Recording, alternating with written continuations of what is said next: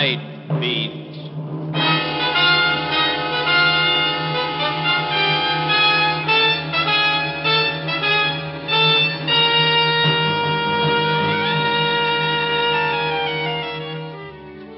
Hi, this is Randy Stone. I cover the night beat for the Chicago Star. Stories start in many different ways.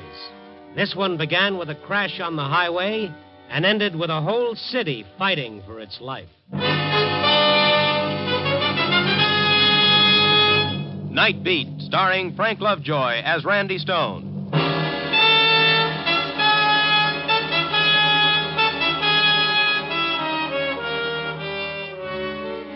Joe's Diner is located about 10 miles out of town on the highway going north to St. Paul. Joe caters to the truck drivers who wrestle those big 20-ton diesel jobs. You know, the ones that scare the pants off you when you have to hedge over to the side of the road so that they can pass. It's strictly a man's spot. The steaks are juicy, and the conversation even juicier.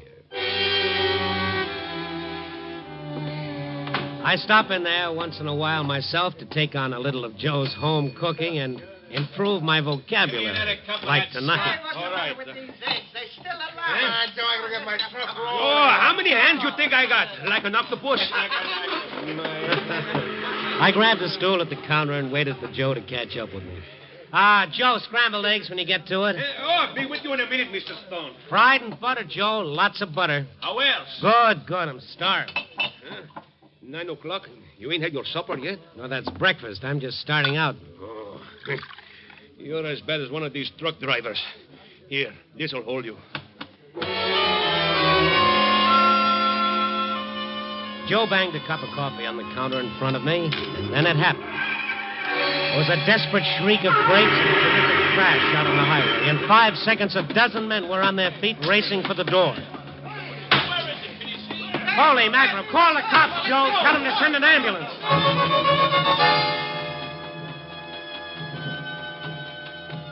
It was almost a quarter of a mile away, but long before I got there, I could make out the shape of a big semi-trailer truck, and jammed into its rear end a brand-new sedan. We still had about 100 yards to go when the truck roared up and started pulling itself loose from the wrecked car. Get his license number, somebody! But the guy on the truck hadn't put his lights on, and he pulled away before anyone could get close enough.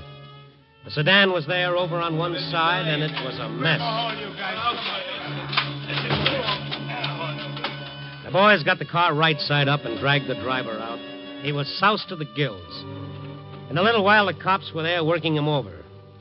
And then I saw this other guy over by the ditch across the road. Hey, you all right?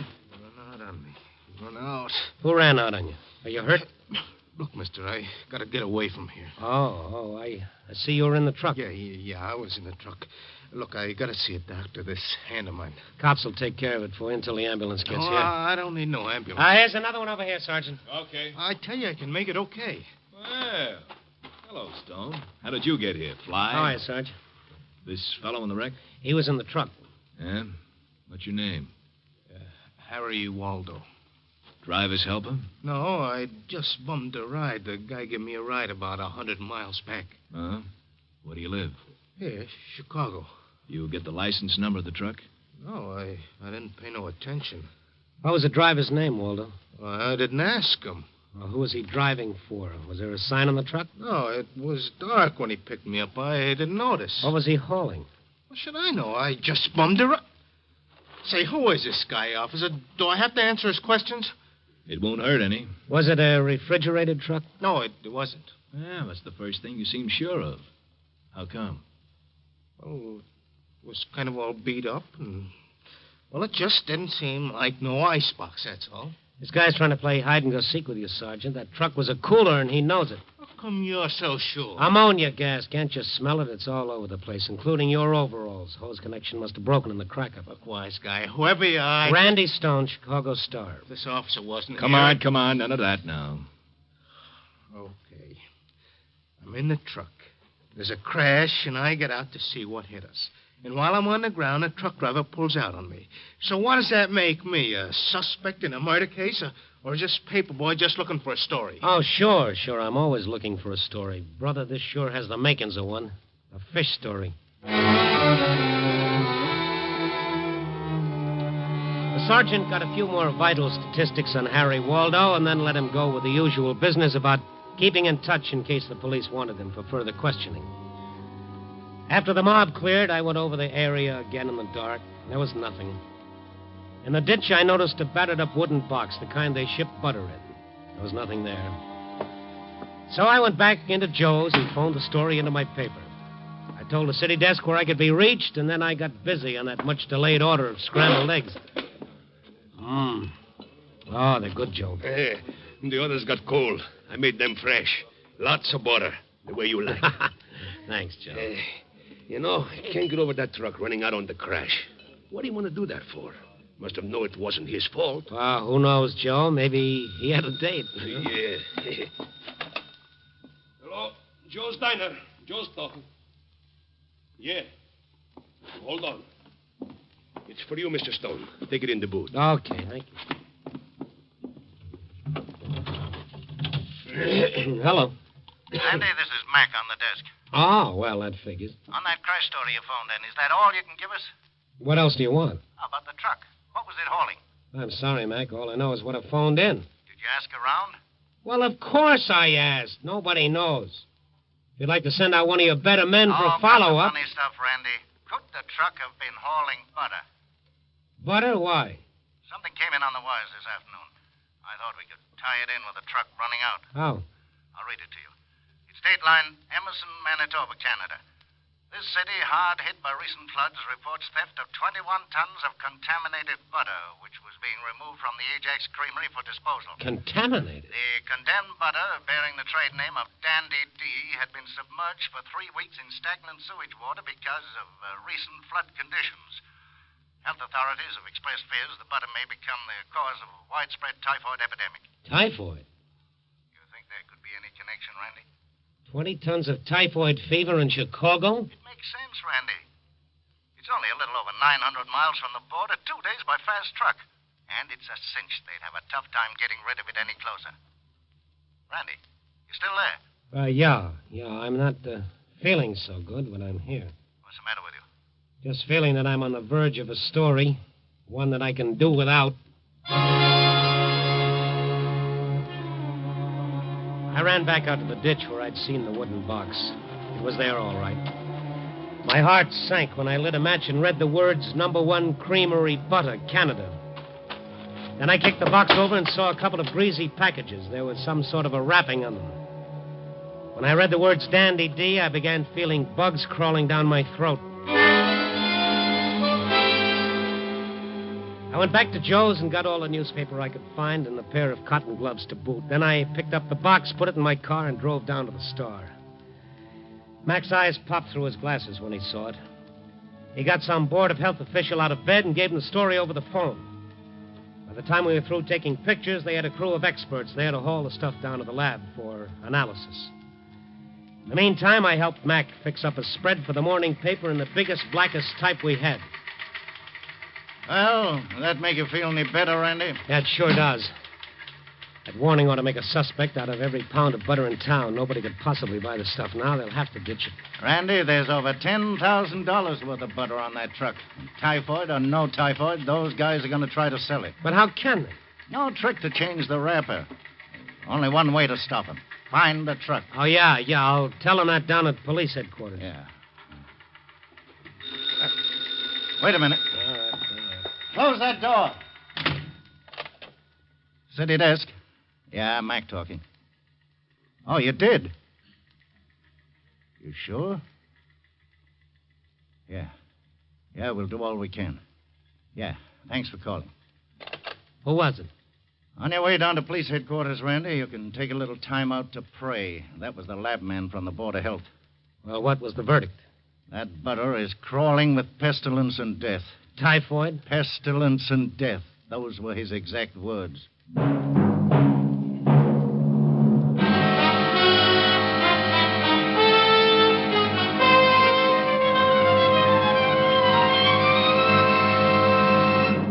NBC is bringing you Night Beat, starring Frank Lovejoy as Randy Stone.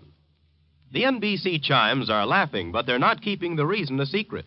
They want everyone to know they're laughing in anticipation of the mad and merry antics in store with two NBC fall favorites, Bob Hope and Groucho Marx. Hope returns to the air over most of these stations on Tuesday evening, October 3rd, just 1 week from tomorrow. Groucho Marx brings his laugh-filled quiz game, You Bet Your Life, to NBC beginning Wednesday, October 4th. Listen when you hear the three chimes for laughs and more laughs with Bob Hope on October 3rd and Groucho Marx on October 4th.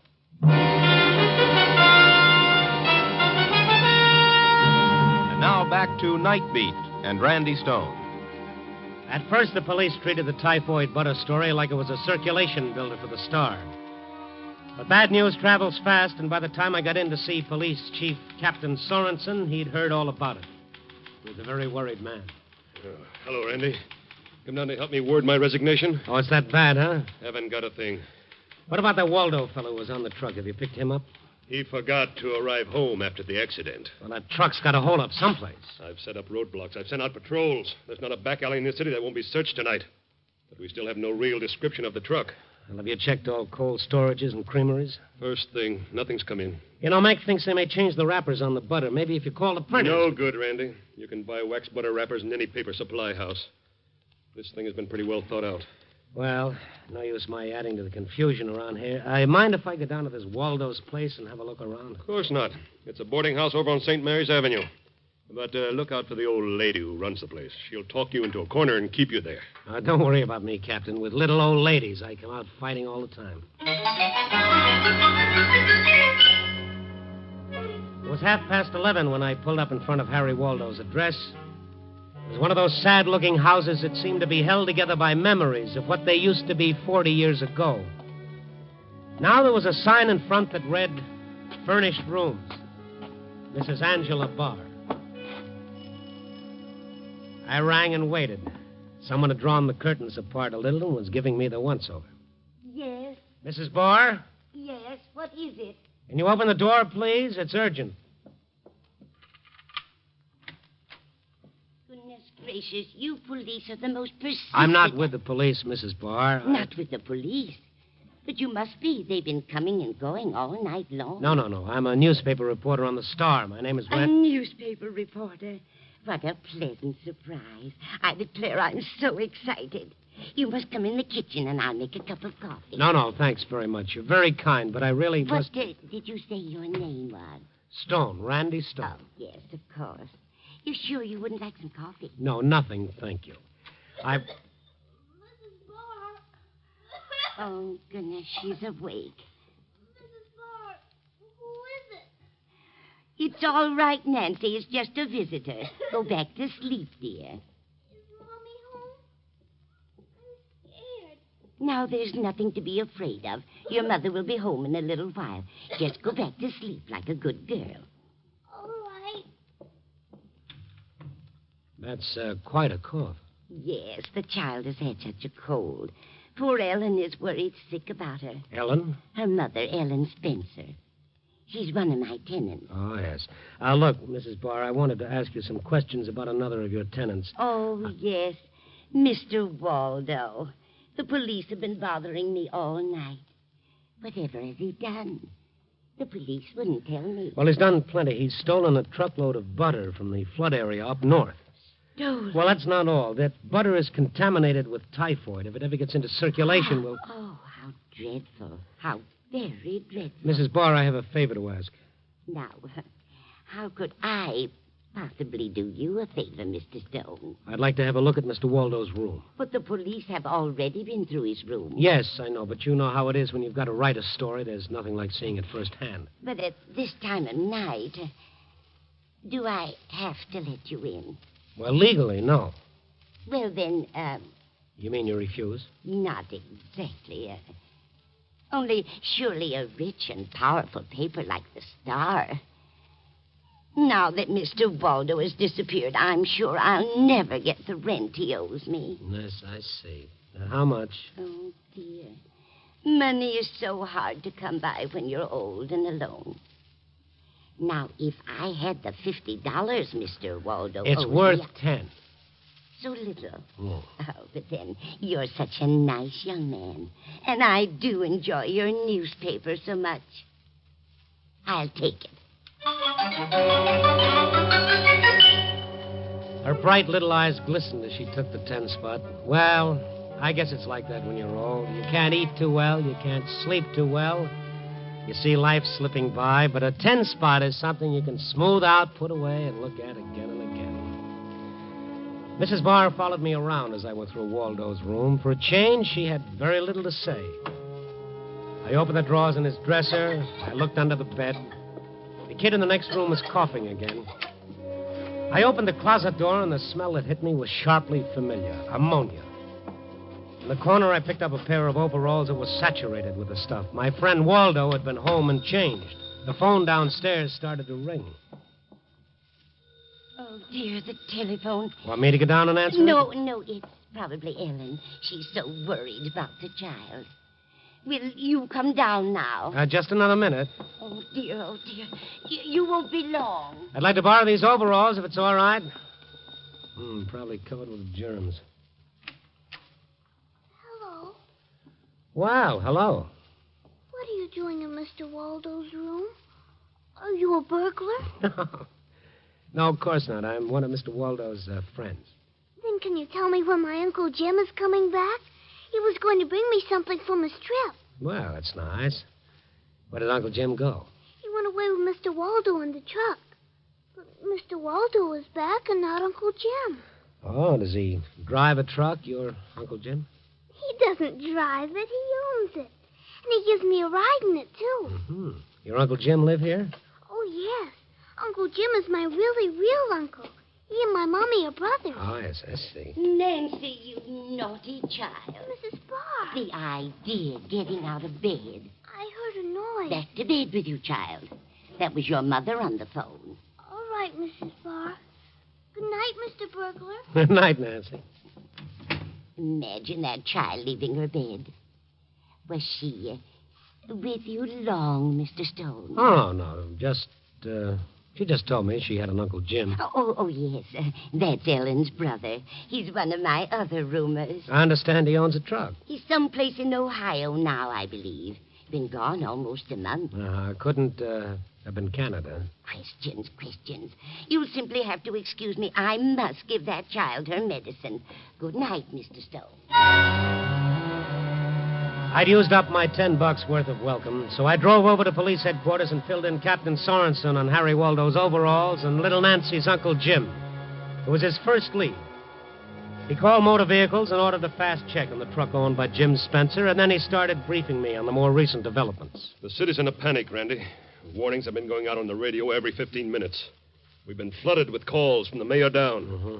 Anyone with a gut ache is sure it's typhoid and wants us to send down a doctor. Come in. Here's the dope on the truck, Captain. Now we're getting somewhere. All right. Broadcast this and keep repeating it every half hour. Get it? Yes, sir. We'll get him now. Well, you might try and sound a little more convincing. I left Sorensen chewing his upper lip. Then I headed for the Blue Angel and a little talk with Jim Spencer's sister, Ellen. The Blue Angel wasn't meant to lure the better-class citizen away from his hearth and home. It smelled of stale beer and looked as if it were being lit by half a dozen fireflies.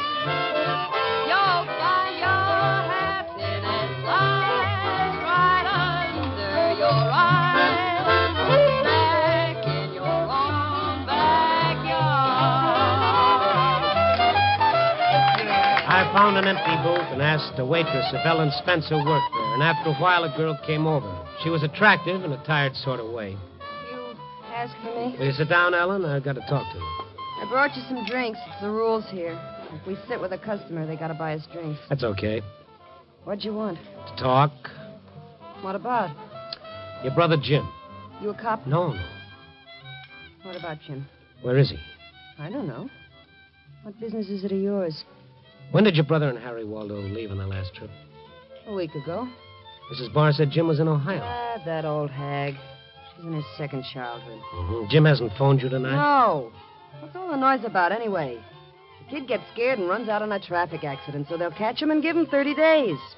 He'll be back. Who told you about it? I heard it over the radio. Really? How did you know it was Jim? Well, I... You spoke to Harry. Yeah. He phoned me to tell me Jim was all right. Did he tell you they were hauling a load of stolen butter? Did you listen to the warnings over the radio about that butter? It's loaded with typhoid, that stuff is. Oh, that's a lie. Just a smart police gag to get the butter back. Harry tell you that, too? We got some of that butter, Ellen. It's been soaked in sewer bilge for a month. Jim wouldn't touch anything like that. He's a good kid. Maybe Jim thinks it's a gag, too. Might even get to eat some of the stuff. I don't know what you're talking about. Look, mister, I'd better go back to work. Ellen, you want it on the phone. I'll have to leave now. If you hear from Jim, tell him what he's up against. Yeah. Yeah, I will. And tell him to wash his hands. Good. I followed her to the phone booth or whatever the call was. It was brief. She hung right up, so I went outside, watched her through the door. In a few minutes, she came out wearing a coat. I slipped around the corner, watched her climb into a cab. I jumped into my car and followed. The cab stopped in front of her house. I parked my car half a block away, waited until all the lights went off, and then I got out and walked around to the back of the house. Somewhere inside were the directions to that missing butter. It was easy raising one of the kitchen windows. I climbed in. I stood for a minute, getting used to the dark. And then suddenly a switch flicked on and the place was flooded with light. Randy Stone, Esquire, standing there, stupidly blinking his eyes. Ellen walked a few steps toward me. She didn't scream. She didn't holler. Is carrying your job a little too far? I knocked on the door, but nobody answered, so I turned the knob. Well, turn it again and get out. Somebody phoned you just before I left the Blue Angel. Was that Jim? That's none of your business. Now get out. If I go, Ellen, the place will be swarming with police in 15 minutes. What do you mean? Just this. You know where Jim is. If you won't tell me, you'll have to tell the cops. And when you do, you'll be involved. They'll make you an accessory. Well, let him. Where's the old lady? Out for a drive. At 1:30 in the morning? She's the one who phoned me. She said she was going batty with cops hanging around. She had to get out of the house. Ellen, for the last time, where's Jim? I told you before. I don't know. They're closing in on him. You'll be doing him a favor if they get him before he sold any of that stuff. Oh, are you still working that typhoid gag? It's no gag, believe me. You want the lab report on it? No. All right, then listen to it this way. Maybe you'll understand it. A kid sits down to eat, and his mother hands him a piece of bread and butter, only it's not butter. Something that's been lying around in the filthy sewer water for a long time. 10 or 11 days, the kid gets sick, like your kid. He's burning with fever one minute, and the next minute he's as cold as ice. His tongue is thick, and his guts feel like they're bursting. That's what typhoid is like. Stop it, will you? If a good doctor gets to him, the kid may live. Lots of kids may not be that lucky, Ellen. Also, you can keep your kid brother out of jail. Look, I don't know where he is. When did you talk to Waldo? He phoned me at the club. He laughed about that typhoid stuff. Where did he phone I from? don't know. Someplace in town. Now, let me alone. Would that be... I'll take that. No, you won't. Ellen made a grab for the phone, but I beat her to it. She clawed at me. I had to get rough, but I got the receiver. Hello. This is the long-distance operator. Yes? On your call to Elwood, we are unable to contact Mr. Jim Spencer. Shall we continue to try? No, thank you. Was that Elwood? Yes, sir. Elwood, Illinois. Thank you, sir. That was it, so they'd gone on to Elwood. I called Captain Sorensen. He picked me up in a squad car with two of his best men. It was a 70-mile ride to Elwood, and we made it in a little over an hour. It was after 3 a.m. when the clerk at the only hotel in town showed us his register. There was no Waldo and no Spencer. Then Sorensen got a bright idea. He asked the clerk if there was a creamery in town. There wasn't. No cold storage plant either. Just old Mayor Hoskins' ice house down the road. We jumped into a car and drove over there.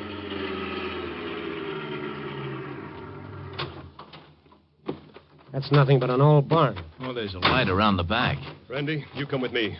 You two cut around the other side of the building. Right. Oh, there's the truck. You see it? Yeah. All right, give me a lift, Captain. I'll see if I can get a look in through the window. All right. It's Waldo. They got the butter? Yep. There's the other one. That must be Spencer. Get down. We'll take them now. All right, Spencer, get him up. Jim, the law. Those hands up, Spencer. You're covered. You too, Waldo. Don't try anything. Who's trying anything? Hold it, Captain. Hold it. Somebody else is coming. Kill the lights. Don't make a sound, you two, if you want to live. We pulled the big door shut, flicked off the lights, and waited in the dark. Guns pressed into Waldo and Spencer. A car had pulled up outside. Whoever it was seemed to be having a time with the door, and then finally it opened and the lights went on. Mrs. Barr. Oh, goodness. How you startled me. Why, it's Mr. Stone. Have you been waiting long? And here I thought my lazy boys had gone to sleep. No, they haven't. And I suppose Harry Waldo has told you all about me. I just know he did. Well, not everything. That is, not yet, he hasn't. I just knew that boy had no character. And now I suppose you want to take me back to the city. But I hate Chicago in June. I don't think I'll go with you. Don't come any closer. Drop it, lady. Okay, Mother. Randy, get the gun. Yep. Lady, don't you know these things explode? Now, wasn't that foolish of me? I was going to try to get away. But where could I have gone? Where could an old lady go and hide? I do believe I'm getting senile. Isn't that a horrible word, Mr. Stone? Mrs. Barr, this is no joking matter. Don't you understand that butter could have caused an epidemic? Why, of course. Isn't it terrible? Yet you were willing to sell it? You didn't think I was going to eat it myself, did you? It was all I could do to look at the horrible stuff. But $10,000. That's such a lot of money to a poor old lady. Such a lot of money.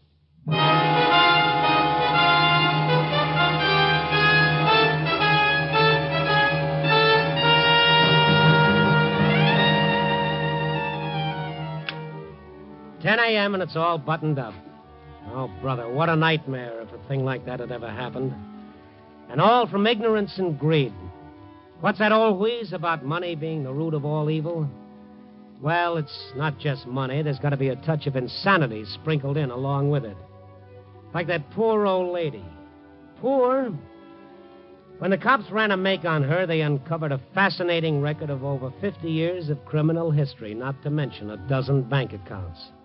Guess she didn't trust banks any too much. Such a sweet old doll. Well, at least I got to see the sun come up this morning while we were driving back, climbing up into the sky like a great big yellow ball of butter. Oh, no, what am I saying? Copy, boy.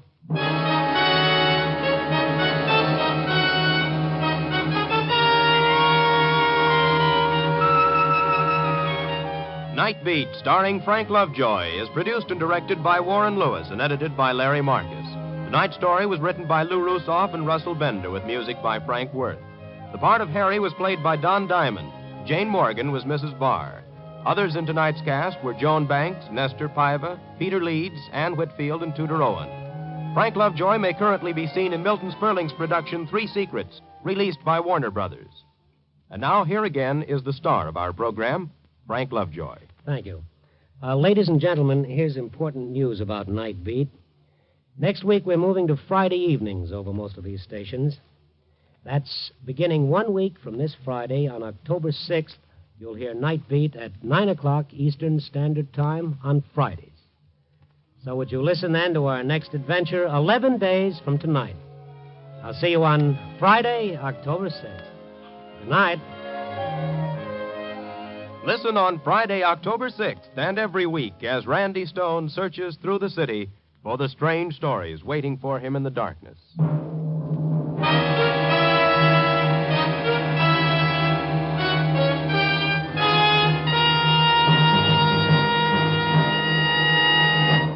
Night Beat came to you from Hollywood.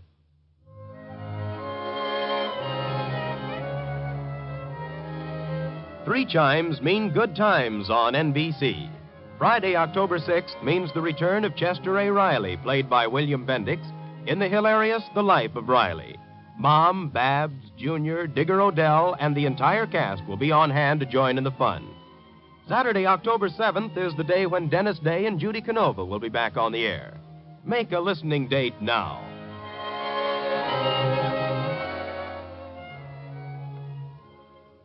This is NBC, the national broadcasting company.